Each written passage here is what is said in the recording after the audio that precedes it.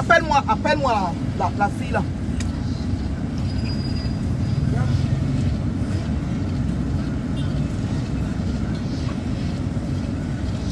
Allez, sang. Allez-y. C'est le travail que vous faites là. Allez-y. Maintenant, vous cherchez-moi les sabots. Vous me mettez sur les deux voitures là. Appelez votre chef des sabots. Vous mettez sur toutes les voitures. Je ne joue pas. Hein.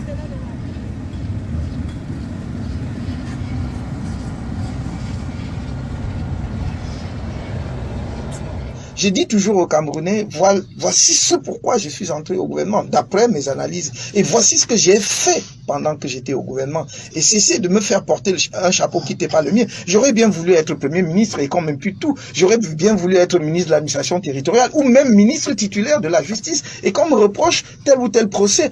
J'étais au ministère de la justice. L'opération Épervier se déroulait. Moi, je l'apprenais par la presse comme tout le monde. Et pourtant, on va venir me l'imputer. Les gens m'ont dit, c'est toi qui es à l'origine, c'est toi qui as été à l'origine de la révision constitutionnelle de 2008.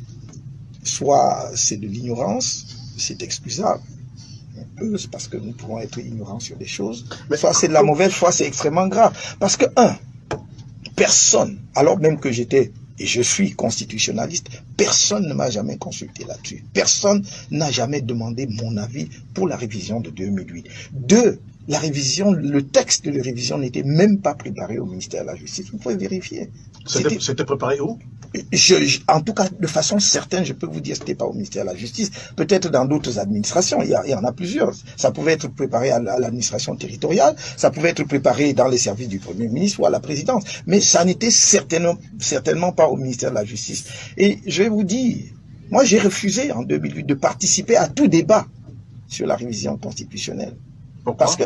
Parce que je ne voyais pas comment moi, membre du gouvernement, spécialiste des questions juridiques, du droit public, de droit constitutionnel.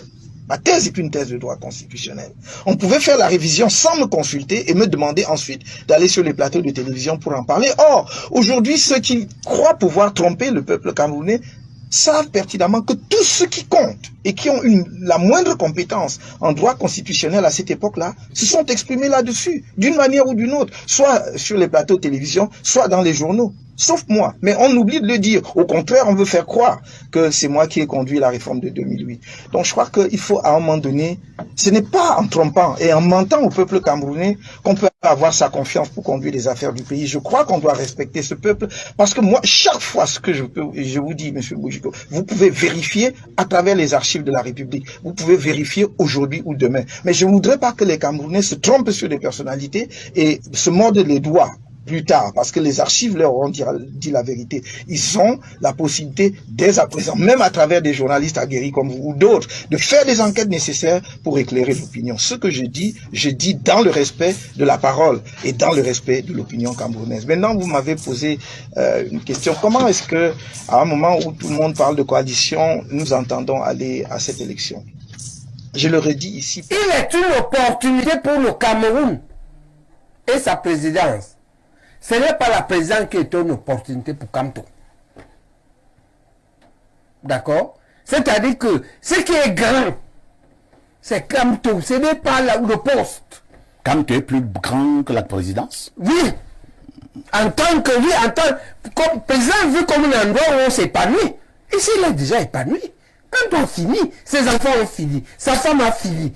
Maintenant, il peut mourir pour le Cameroun. Moi, je lui suggère, mais même pour le Cameroun. Tu entends l'histoire. D'accord? Appelle-moi la fille là.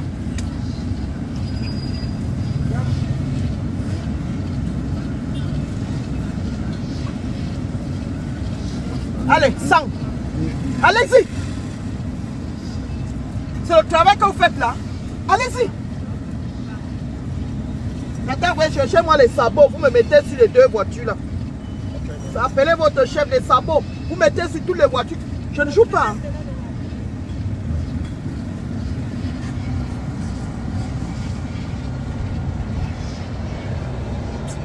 Il est une opportunité pour le Cameroun et sa présidence.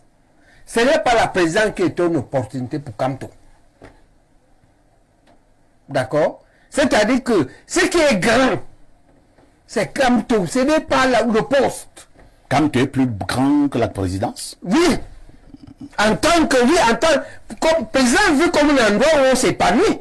Ici, il est déjà épanoui. Quand on finit, ses enfants ont fini, sa femme a fini. Maintenant, il peut mourir pour le Cameroun. Moi, je lui suggère, mais même pour le Cameroun. Tu entends l'histoire. D'accord?